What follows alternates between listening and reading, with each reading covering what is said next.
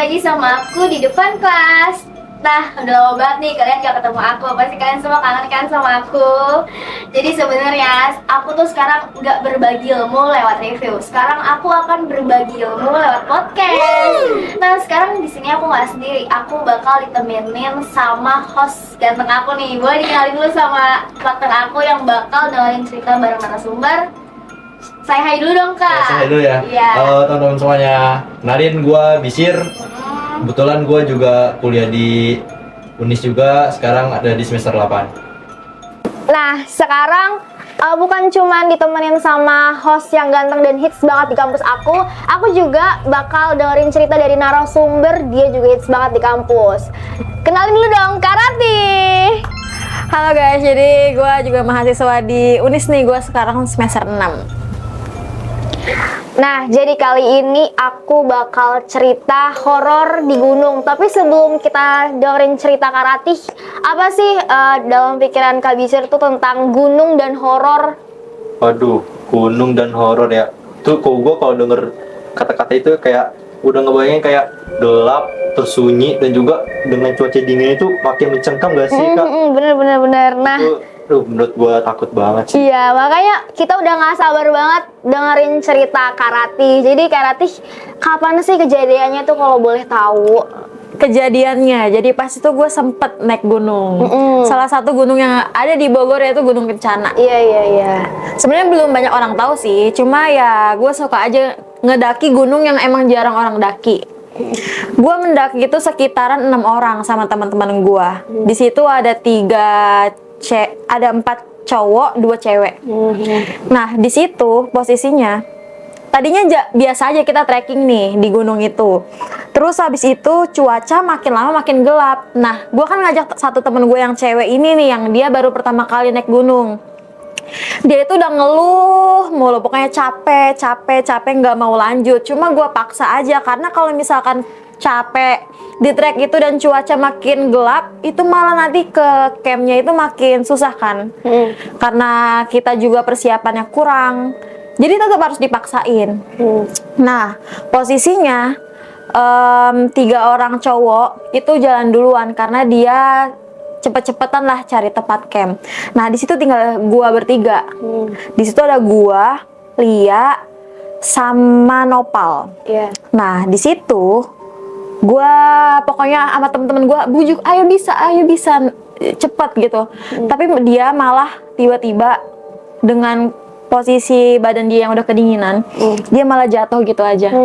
Pingsan gak tuh dia? Enggak pingsan. Pertamanya dia kayak udah nggak bisa, kayak udah ngambek lah, lemes ngambek dan bad mood pokoknya. Nggak lama kemudian dia jatuh tiba-tiba. Cuma duduk, posisinya udah pakai jas hujan, walaupun itu belum hujan deras, tapi di situ hujan makin deras nih. Itu trek bener-bener sempit, terus ketutup sama pohon-pohonan rimba. Itu bener-bener bukan vegetasi yang udah kebuka lagi, itu udah ketutup. Terus posisinya gue selalu nyadarin dia kayak jangan bengong, jangan meleng. Gue selalu kayak gini dia nih, karena kalau misalkan orang yang kedinginan itu nggak boleh bengong, nggak boleh didiemin kan. Gue selalu kayak gini, ayo bangun, nggak boleh, bisa, pokoknya support terus lah. Untungnya dia nggak sampai hipo lah ya. Gue nggak tahu sih dia itu udah hipo apa belum. Posisinya dia udah kayak gini, udah kosong, kedinginan, terus udah nggak ngeluh apa-apa, pokoknya udah diem. Pas gue lagi kayak gini di depan dia dan temen gue cowok gue di belakang, dia tiba-tiba melototin gue kayak gini. Gue di situ bener-bener langsung yang teriak, langsung nyamperin teman gue yang cowok, liatin muka dia tuh melotot gitu. Terus teman gue nggak percaya kan, yang cowok itu, apaan sih lo? Itu hujan makin deras. Habis itu teman gue langsung nyamperin, woi kenapa? Dia nggak melototin teman gue yang cowok ini, melototinnya ke gue doang. Akhirnya di situ mungkin ada firasat nggak enak dari teman gue yang udah nyusul ke camp itu datang. Namanya Rapli, buat nyamperin. Kenapa? Ada apa? Ini si cewek ini bener-bener gak mau bangun. Akhirnya digendong. Mereka berdua, yang satu bawain carrier dia, yang satu ngegendong si cewek ini, teman gue. Habis itu kata teman gue suruh duluan ke tempat camp aja, sedangkan gue kan nggak tahu tempat campnya di mana. Nah, sebelum gue kejadian gue bakal ada tragedi kayak gitu tuh, Nggak tahu kenapa gue ada firasat kalau misalkan ada firasat yang nggak enak lah. Jadi gue udah bawa apa namanya peluit. Itu kan salah satu alat survival juga ya buat gue nyelamatin diri gue. Betul. Pas gue mau nyebrang itu ternyata sungai yang tadinya santai, aman lah pokoknya, tenang arusnya, itu bener-bener, lu pernah nggak sih ngeliat kayak banjir di gunung yang bener-bener deres banget? Iya, itu posisinya kayak gitu. Sedangkan gue nggak tahu kan mau nyebrang tuh kayak gimana. Gue udah panik, semua orang panik di situ. Gue mau nyebrang, gue nggak bisa, gue bener-bener nggak bisa. Gue manggil temen gue Rafli buat tolong gue seberangin dulu ke situ biar gue nyampe ke tempat camp. Terus gue lari ke tempat camp, gue nggak tahu kan di mana. Gue udah pusing banget posisinya, gue langsung peluit itu gue tiup, gue sambil manggil, woi di mana, woi temen gue, pokoknya gue teriak sekencang-kencangnya sambil niup peluit itu. Temen gue langsung datang, langsung, lu kenapa itu temen gue kenapa? Terus akhirnya temen gue udah datang nih bertiga sama temen gue yang digendong. Terus habis udah sampai di camp. Tadinya biasa aja, gue udah enjoy. Nah pas di dalam camp dia langsung ngamuk-ngamuk yang nggak jelas. Gue pertamanya nggak mau ngeliat karena gue apaan sih, kayak nggak usah drama lah gitu. Berarti temen lu yang udah nyampe camp itu awalnya udah pasang tenda dulu nih. Udah, karena kan udah ada yang duluan kan tadi. Tuh. Untungnya jadinya temen gue emang biar pas datang ke lokasi camp tuh langsung istirahat kan. Gue tadinya nggak mau nanggepin hal itu karena apaan sih lebay. Nggak usah, kayak naik gunung tuh udah capek, lu nggak usah nambah drama-drama yang kayak gitu. Jadi lu sendiri sebenarnya nggak percaya sama hal-hal kayak Enggak, gitu? gue nggak percaya sama sekali. Soalnya dari beberapa kali gue naik gunung sebelum-sebelumnya gue aman-aman aja. Gue ngajak temen capek, tapi nggak sampai yang kayak gitu. Tapi lu tahu temen lu itu sebenarnya emang nggak pernah sama sekali dan dia nggak ada persiapan. Gue tahu, cuma kalau persiapan dia ada. Cuma emang nggak pernah naik gunung aja gitu. Nah terus di situ dia teriak-teriak, bener-bener sekencang-kencangnya orang teriak. Temen gue yang cowok langsung, kan kalau cowok kan nganggepin hal itu kan gak serius. Temen gue yang cowok itu malah diikat tangan sama kakinya diikat. Nah terus habis itu adalah beberapa temen gue yang nemenin dan itu panik. Panik ngajiin, semuanya ngaji. Udah tuh, gue ikut ngajiin lah. Temen gue nyuruh. Gue pertama ngeliat orang kayak gitu kayak ketawa-ketawa aja. Terus gue diomelin sama temen gue, jangan ketawa lu katanya. Jangan ketawa lu, orang lagi kayak gini ketawa katanya. Udah gue ngaji. Terus katanya baca surat Al-Jin. Atau namanya di gunung gak ada pikiran bawa Al-Quran kan. Untungnya temen gue tuh ada aplikasi Al-Quran di HP-nya. Langsung gue baca surat Al-Jin, dia langsung yang apa ya namanya, gue baru pertama Ngambuk. Tambah ngamuk, terus gue dipelototin. Terus dia sambil ngomong kayak gini, lu ngapain tadi ninggalin gue? Gue bukan di situ, bukan bertanya-tanya, gue malah ngomong, anjir amat nih orang, siapa yang nemenin lu dari tadi di situ, kata gue. Orang gue yang nemenin, cuma gue kayak apaan sih gue gitu, apaan sih gue nggak kasihan, nggak bertanya-tanya atau apa. Gue malah apaan sih, kayak ilfil gue anjir, malah udah lagi capek-capeknya dia malah ngomong kayak gitu. Terus habis itu udah tuh Al-Jin dia ngamuk pokoknya dipegangin, dia ngamuk. Terus dia sempat ada posisi yang namanya dia melotot, mata dia sampai yang putihnya doang, hitamnya nggak ada. Iya kayak gitu, cuma kayak sebentar doang. Abis itu gue bacain surat kayak Yasin, ayat kursi, dia malah ngikutin. Ngerti gak? Lu pernah kan nonton film setan yang setannya itu malah ngikutin? Tapi mau nanya dong, itu nada suaranya nada suara dia apa setannya sih? Suara dia. Tapi gue anehnya kenapa dia ngikutinnya pas surat-surat yang umumnya orang baca. Gue di situ percaya nggak percaya sebenarnya. Yang kata dia bilang, lu kenapa ninggalin gue? Itu lu ngeliatnya dia yang ngomong atau si itu yang ngomong? Gue di situ nggak bener-bener, gue mah pikiran gue bener-bener kan gue udah bilang, gue nggak anggap itu serius, gue malah kesel sama dia gitu. Abis itu baca surat Yasin, terus dia ngikutin Yasin wal, dia sambil ekspresi kayak gini, gue contohin ya, Yasin wal Qur'anil Hakim, dia sampai kayak gitu, gue sampai Anjir, gue sampai ini beneran gak sih? Sampai yang baca ayat terus Allah nih dia tuh Tapi yang bacanya sambil nada ngemain-mainin gitu ya. sambil dimain-mainin, sambil dia kayak gini, sambil tangannya kayak nari-nari gitu, terus sambil lidahnya tuh melet-melet gitu, kayak Allah. Kalau orang yang di sampingnya nggak ketakutan kan, itu satu tenda udah panik banget. Cowok-cowok juga panik. Yang cowok-cowok panik, sebagian kan ada yang di luar tenda, ada yang nganggap itu bercanda, yang di dalam tenda mah serius semua ngajiin, pokoknya.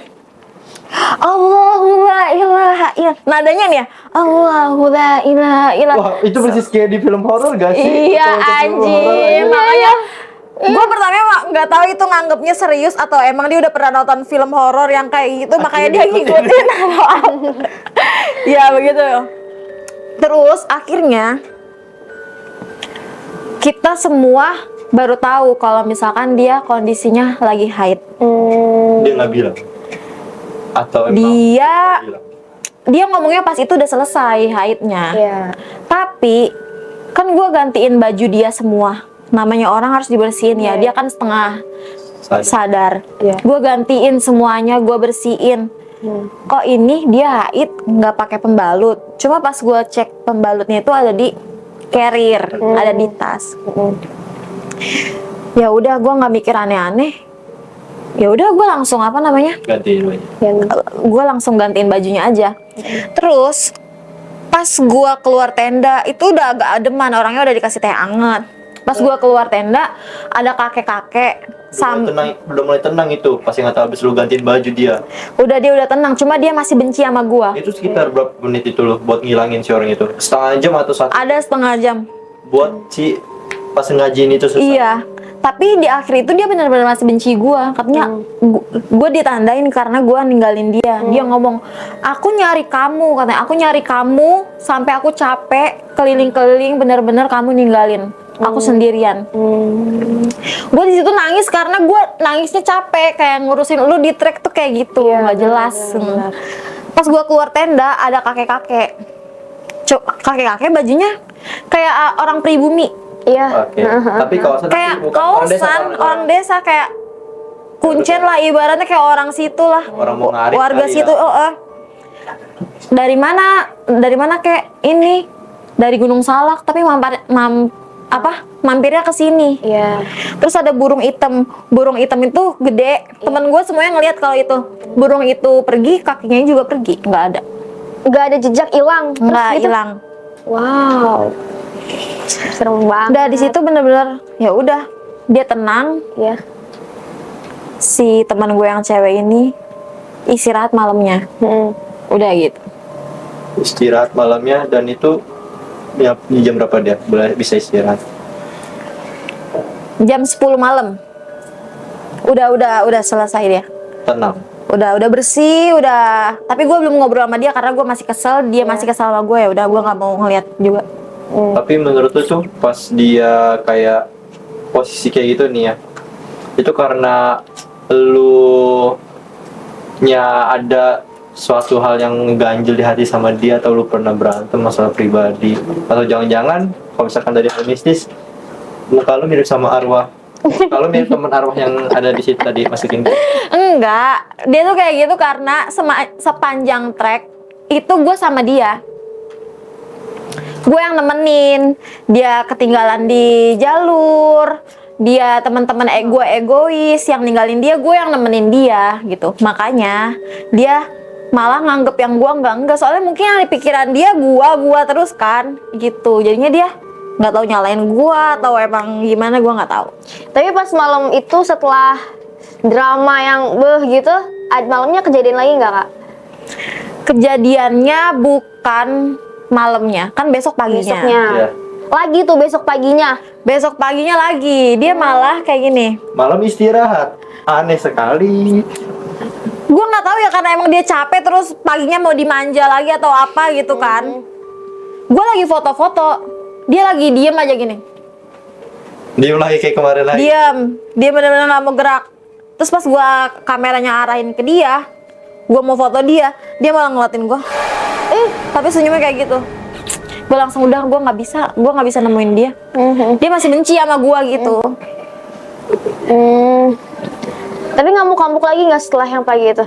Udah apa lihat kayak gitu doang? Enggak, cuma sepanjang sampai trek turun dia diem. Diem aja. Diem.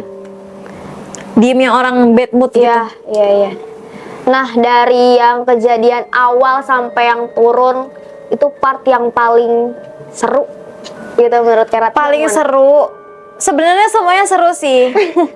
Kalau gua ngeliat orang kesurupan teriak-teriak kayak gitu kan udah biasa. Gua paling serunya justru yang pas gua mau ngecamp, yang dia dari tadinya kehujanan, jatuh, melototin dia, yang gua arah camp gua sendirian. Itu yang dia pertama kali melototin gua. Paling serem tuh Di ya. situ. Yang paling gua capek itu yang ngebujuk-bujuk dia, posisi dia udah kayak orang kesurupan, setengah sadar. Gua ngebujuk-bujuk dia, pas gua ngebujuk dia, dia malah melototin gua di situ. Menurut gua bukan part yang pas di camp yang dia Kesurupannya. kesurupan. Iya, iya, iya. Bukan. Justru yang seremnya yang dipelototin pertama kali. Karena itu di Posisi track. lu berdua doang juga. Kalau di camp kan banyak cowok, benar. banyak cowok yang mungkin ya dia kan pembawaannya nggak serius. Kalau pas di track gue bener-bener itu udah ketutup hutan semua. Gitu. Tapi lo sendiri nih Kak, percaya nggak sih sama hal-hal penunggu di gunung gitu? Kalau percaya apa enggak, sebenarnya semua tergantung diri masing-masing. Iya. Kan di setiap gunung itu ada mistisnya tersendiri, ada adatnya tersendiri. Contohnya kayak Gunung Lawu. Gunung Lawu kan terkenal orang mistis. Cuma pas gua tanya dua orang yang berbeda yang pernah ke Gunung Lawu, pernah ngomong enggak mistis. Ada juga yang pernah ngomong iya mistis suasananya. Ya itu kembali ke pribadi masing-masing. Gue udah beberapa kali ke Gunung Kencana, itu nggak mistis sama sekali. Cuma pas kejadian kemarin, Yang macam ya itu doang. itu menurut gue baru pertama itu. Tapi kalau lu ngedengar cerita nih, gue juga pernah sering dengar kayak ada orang tersesat di gunung, ada orang hilang di gunung gak ditemuin, nanti ketemunya baru sebulan kemudian atau bagaimana. Itu percaya nggak sih Kak? Gue sih nggak percaya ya sebenarnya. Mungkin kalau misalkan tersesat di gunung, mungkin dia karena ketinggalan rombongan atau apa. Cuma dari beberapa cerita-cerita orang tuh ternyata banyak ya yang tersesat di gunung. Iya. Contohnya yang kemarin tahu nggak sih yang Naomi yang di Gunung Slamet. Oh iya. Dia kesasar di gunung, terus dia katanya dikasih tahu petunjuk sama burung, terus dia ketemu jalur. Kayak gitu sebenarnya. Ya percaya nggak percaya, cuma kalau udah ada kejadiannya berarti kita harus percaya gitu. Iya. Kalau apapun itu kan kita juga pasti ada, kita berhubungan lah ya sama dunia manapun itu. Kita nggak boleh nyeleneh sih, apalagi Iya, kita main di alam bener, gitu, bener. nggak boleh. Namanya kita pemula, ya benar-benar pemula, kita nggak tahu apa-apa, jadi Iya. harus banyak persiapannya. Kalau misalkan nih, kan gue jujur gue nggak pernah naik gunung, gue pengen banget. Tapi buat dasar-dasar, gue mau tahu nih dari lo, hal apa sih yang jadi pantangan biasanya di gunung itu? Yang jadi pantangan ya pertama orang tuh ngomong takut naik gunung karena takut asal omongannya ceplas-ceplos. Ya itu pertama, lu harus bisa jaga omongan lu pas di gunung.